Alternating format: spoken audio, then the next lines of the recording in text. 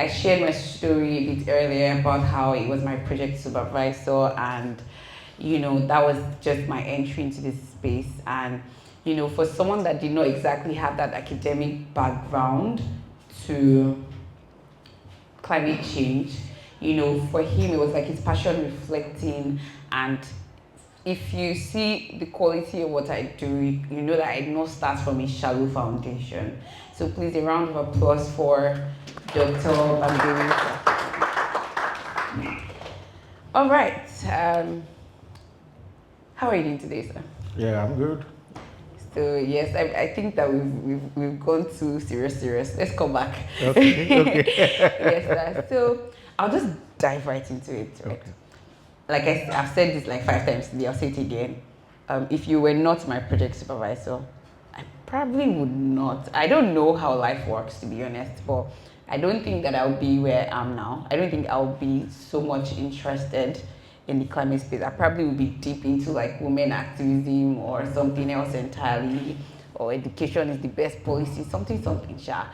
But you were, and that was how I entered. But what does this exactly say about Nigerian education, really? If me finding out about climate change was in my final year because of my project supervisor, what does this say about Nigerian education? Well, good morning, Morning. ladies and gentlemen. Um, well, it says a lot if you look at it from the point of view that people who come to know about climate change when they are in the universities. However, I also want to congratulate you because you knew much about it, earlier than I did. I knew about it when I was doing my PhD. Ooh, okay, yeah, makes sense. So you knew it 2 degrees earlier. Really? Um, when you look at the Nigerian education, you find out that what is the philosophy of our education? And you cannot really divorce this from, the much entrenched impracticability that, we have within our educational system. Um, I mean, ordinarily, when we talk about climate change, the environment, I mean, this should have started as early as when a child is in the primary school, Yeah. the nurseries, because, if you want the environment to be good, catch them young. You understand? Imagine you as a parent, um, maybe you litter the ground and your child tells you, "Mommy, that is not good." You know, that means it is the educational system is already inculcating something into the child. Yeah. So I think, if I'm being honest, our education is divorced from a lot of, you know, positive realities that could, that could help us, and more importantly, the environment. Yes, I thank you very much, sir. On a very light note, too. When you invite a lecturer to come and just and again the philosophy and the impracticability. Yeah. No, I mean, maybe No, for want of better words. no, sir. It's totally fine. I mean, I kind of so the whole idea of every, should I say, episode of climate change is kind of tailored to who is coming. Yeah. So I anticipated and I blocked you at the front. But I do have a question. Okay, but before I have a question, I'll just say, speaking to what you just said, I remember when I was in secondary school, the way that we find out or learn about certain things is by like outreaches. For example, Close Up came to my school to come and teach us about personal hygiene and how you should brush your teeth. Should I share this here? Guys, I learned the proper way to brush my teeth in JSS1. It was quite sad, really, but and now we have advocates going to schools to teach pupils and students about climate change. But really, how can we make it that, I know it's not I don't know if it's within our power, I'll just let you answer it. But how can we make it in a way that we have these things inculcated into the academic curriculum, and it's not something that has to be an informal way of learning that, oh, okay, oh, Munir decides he's going to Ajilogo school today. Yeah, thank you very much. Um, the path to it is not exactly far. I think it's much of the curriculum designers, the policy makers, you know, are they ready, to take those necessary actions? If they are, then it's simple. Otherwise, we'll just be, um, going in a circle that leads to nowhere. So it's a function, like I mentioned, that the future of climate discourse and all of these things, lies in us going back to the primary schools. So it doesn't have to be like Mr. Climate, Mr. Austin Fosa, and other people in that space, have to go out and teach, or somebody like me who teaches environmental politics. Yeah. Then you are learning about climate change when you are in 400. In fact, in my department, it's also you are learning about it like 3 or 4 months to you graduating. Yes. You understand? Yes. So I think government needs to know that climate change, environmental matters are serious matters, and uh, when you want to build a culture, take it to the classroom. And the earlier you take it there, the better. As a matter of fact, if our 3-year-olds, 4-year-olds starts to learn about climate change, by the time they are leaving secondary school, they would have learned about it for about 10 years. There is no way, having learned about the environment in the last 10 years, that, we have environmental enthusiasts all over the country, then, I think that will shape us a lot. That will shape us a lot. And the innovations that Mr. Austin is talking about, can be easily internalized, Yeah.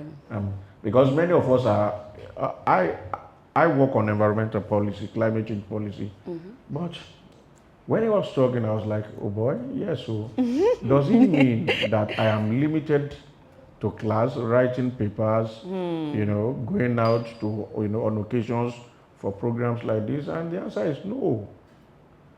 You understand? The answer is no. For example, there are a lot of things I can do on that, so that when I am talking, I'm telling you as a climate change researcher, this is what I've done. Yeah. So let me thank him for that. Has been For influenced. challenging me. So, without too much talk, Yeah. it's a function of political will. You understand? Yes. Our policymakers, the curriculum developers, they should integrate this. I want my children to know about the environment, not by accident. With intention. You understand? But it has to be intentional. Yes. When they come home, oh, I have a climate change assignment, Come on. I have this assignment, I have that assignment, we were told to design this, we were told to discuss this. You understand? Yes. And why can't be, environmental science, for example, be a compulsory course in the university, or climate change be a compulsory course? Not even GST now, or even GST, Yeah, it can but be one, 'cause- compulsory, 100 level, 400 level, environmental science 1, 2, 3, 4. Yeah. So that everybody knows about this. Because why is it impossible? I mean, why is it important? Because we are running against time. You understand? And we need to enlist everybody, every stakeholder in this, sprint against, you may say, maybe these guys are we prophets of doom? No. The reality of a serious crisis is staring us in the face. But education can help us to, first, to reduce the anxiety. Number two, for us to start doing what is right. Perhaps this little time that remains, maybe the sun can help us to, to dry our clothes. Thank you very much. Thank you very much, sir. In fact, before you brought it up, I was going to lead with that conversation, like speaking to what Samuel said about the whole, we not having enough green innovations. And I cannot talk from assumption, Mr. Data is sitting right here, but I don't have the data. But it just looks like a lot of people are not exactly aware or do not have in-depth knowledge of what climate change is about and how it affects us. So they don't have in-depth knowledge of the green economy, of the green space in general. So it could even affect the level of innovations, the level of solutions we are seeing. So I think that's a really good point to look at. So I think I'll just lead with this final question. With climate education, right? What do you, in your own opinion, what do you think it looks like when it works? And what gives you hope? Yeah, climate education, when there is sound, functional climate education, everybody becomes aware. It becomes a part of you.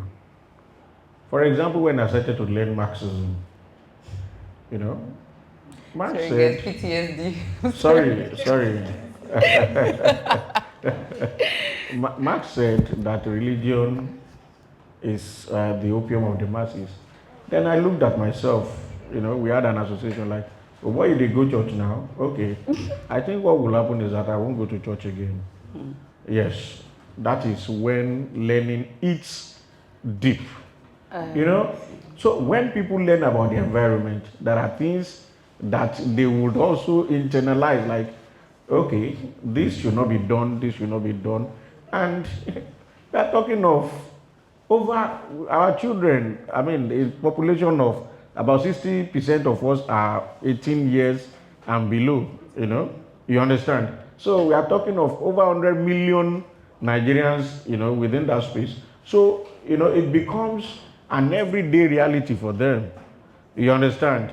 For now, when you go to the classes, lecture rooms, I tell students, speak this, speak that. Nobody needs to tell you when you are aware. Yeah.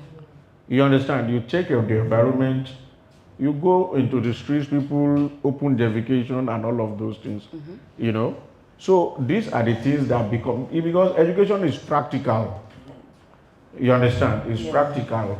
So if you have learned about environment, you have learned about climate change, you are aware about it, there are things you won't do. You understand?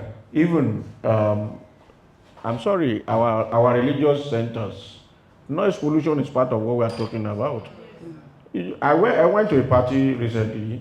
I mean, this Ilea, I just got there and immediately I left. Because it's not even healthy for them. You understand? So, all of these things, when you get to your church, your mosque, you tell them, look, it's for us here. Not, it's for us here. Once, after all, we can hear ourselves here now. And I'm not sure we are disturbing anybody outside of here. So, that is how it should be. So, it becomes a behavior for us. It becomes a pattern. Then we can, it becomes easier for us and it becomes easier for the world. And let me also take it from here. I think more on the philosophy. I think we need to address capitalism. Yeah. We need to address capitalism. Okay. Because capitalism has a consumerist orientation. So, we need to shape because all of these things we are saying, if we don't, reshape some things. Consumerism, this morning I just find myself that in the last few days I've been, dreaming of Z Fold, Samsung Z Fold 7, So that's consumerism. Yes. But meanwhile, I have like 3-4 phones. You understand? But, I keep dreaming of this. Like, I also want to use the latest Apple and all of those. These are the things, what you have is not spoiled. It's functional, but you want more. So we need that kind of education that would, tell us that, yes, you lived a good life, but you don't need more to be happy. Thank you very much. Thank you very much, sir. Yes. Thank you very much, sir.